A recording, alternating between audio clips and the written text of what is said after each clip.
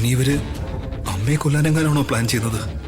ദൈവമേ, മൊത്തത്തിൽ എല്ലാത്തിനും ഒരു പേടിയും പിടപെടുപ്പും കള്ളലക്ഷണവും.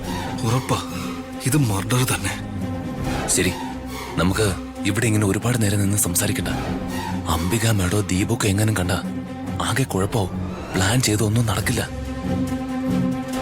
നമുക്കിന്നലെ ശേഖരൻ സാറിന്റെ റൂമിൽ വെയിറ്റ് ചെയ്യാം. സമയമാകുമ്പോ വർമ്മ സാറിന്റെ റൂമിലോട്ട് പോവാം. യാമിനി മാഡം റൂം തട്ടണം. ആദ്യം ഞാൻ പൊട്ടിക്കും, പിന്നെ ശേഖരൻ സാറ് പൊട്ടിക്കണം. ഓക്കെ അല്ലേ? ഓക്കെ അല്ലേ? ശരി രാജു.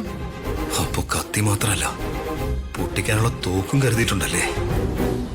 അല്ല, തോക്കുള്ളപ്പോ എന്തിനാ കത്തി?